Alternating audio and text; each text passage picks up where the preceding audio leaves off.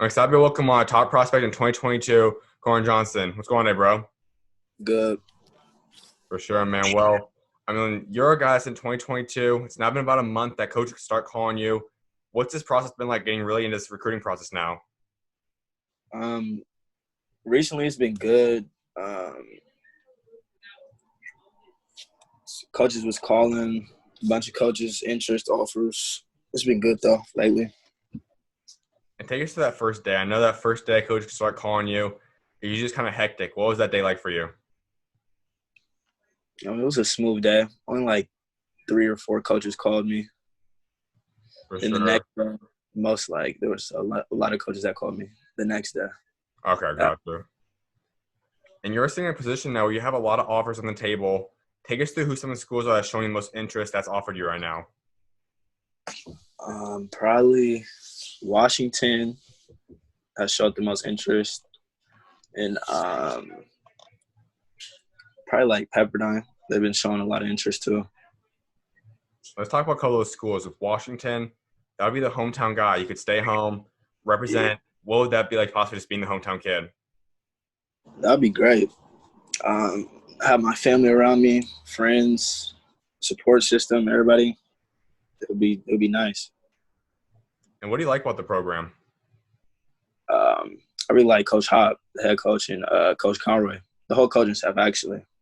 hmm That's big time. You also mentioned Pepperdine. They're building something kind of pretty good out there. They have a few top guys that's been heading out there showing interest. What do you like about them? Coach Romar, most definitely coming from UW, hmm and or no, he came from Arizona, I think, and then he was at UW though before. But yeah, Coach Romar is a big part in that. Absolutely. And when you look at other schools maybe not offered you yet, but have still shown interest, who are some of those schools? Stanford, probably Cincinnati too.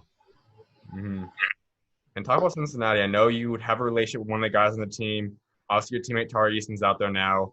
What would it be Yeah, like to possibly reunite with him someday? that'd be great if he stays. But if he goes, then he goes. And best of luck to him. Um, yeah, it'd be great if I went out there with him. And talk about Tari a little bit. He's a guy I think's really underrated. He obviously hoped you guys lead you guys to a state championship. What was it like playing with him, and how excited are you for him now to take his next step?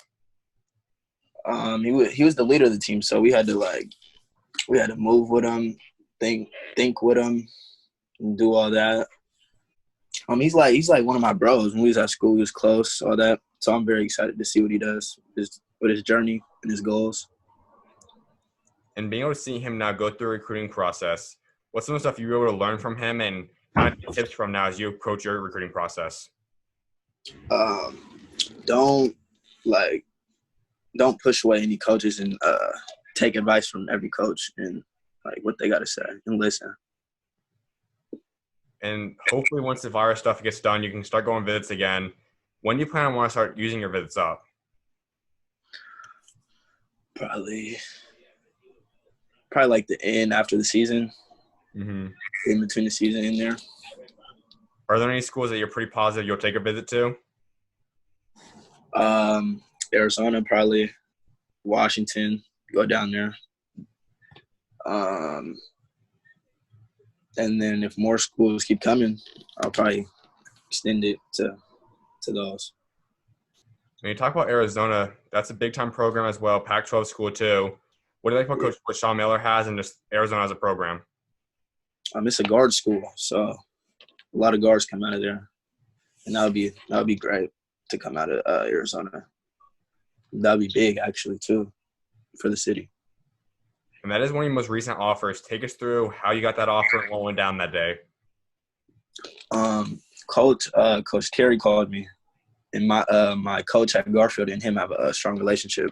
So that was talking, showed him film on me and all that. Then Coach Sean Miller called me like a week later, and offered me. That's awesome. Let's go back to your first offer from San Diego. What was that day like when you found out you're going to have your school paid for?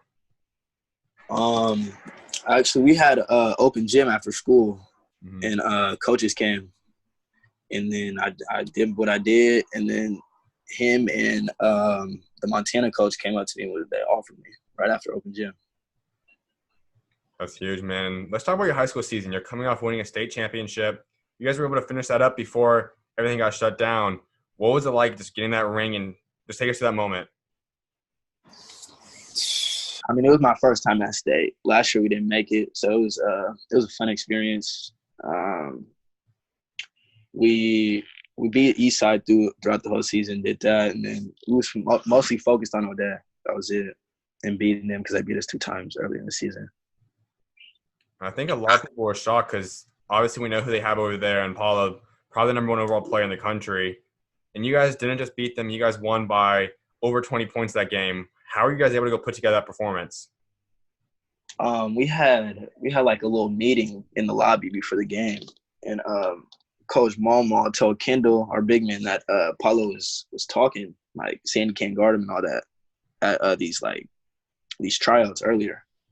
And before the game, he was just locked in. Like, he looked ready, and he was ready. He locked him up and came out with the victory. And for you guys to be able to send off Tari now to college, you guys now, you're pretty much one of the stars of the team now, one of the leaders of the team. How do you expect to continue this and possibly go back-to-back? Work every day. We're having open gyms right now, Garfield, at this gym called Pacific Course. But it's mostly just like 5-on-5 and just getting up and down, creating bonds on the court with the new kids that we got coming in. And you personally, you being a top prospect, I'm sure some of the big prep schools and national schedule schools have started reaching out to you. Is this something you'd ever consider? Yeah, I was about to go to, or I had the coach was texting me, the Wasatch coach. I was about to do that, but my mom was in between Garfield in there, but then Nolan committed there, so I'll probably just stay with Garfield this year in Washington. Would you say then for your senior year that could possibly be something you'd look into? Yeah, if I have to. But if my offers and interests are looking good to where I don't need to do that, I probably won't. Gotcha. And you're being a guy that's in Washington. It's a state that's a little bit under the radar. There's tons of guys I just said. Huff's the number 1 overall player. You just Marjon's obviously from there. Take us through what it's like being in the state and all the talent out there. There's a lot of people that come out of Seattle, but from other states, people don't really know Seattle like that. Like, they don't know who came out from Seattle, how many dudes went to the NBA from Seattle, and overseas. There's a lot of Seattle guys out there. No doubt. And one thing that everyone talks about you is you play with a lot of heart, play with a lot of passion.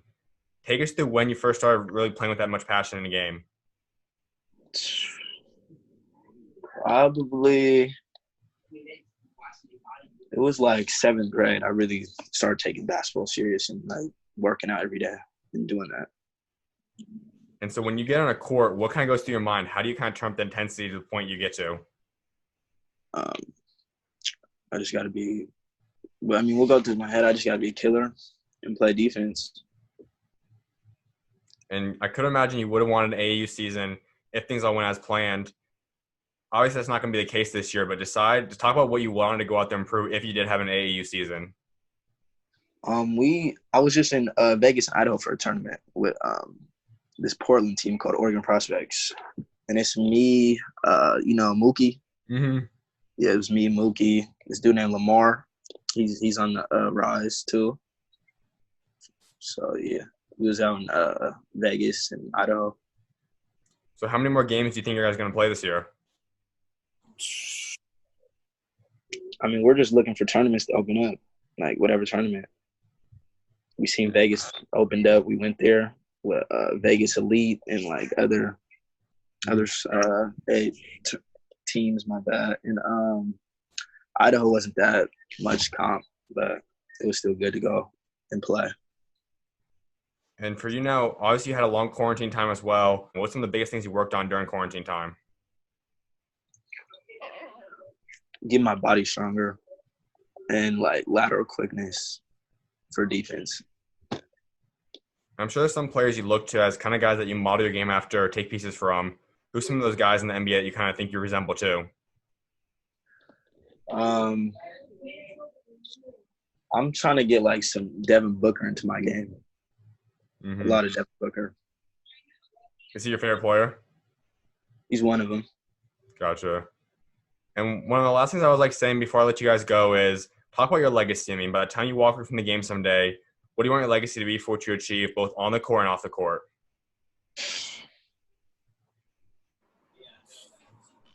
The best leader to come out of Washington. Without a doubt, man. Yeah. Well, I definitely appreciate you taking time to come on, my guy. And I look forward to seeing what God got next for you, bro. Thank you. Of course, man. You're always welcome on, man. God bless. You too.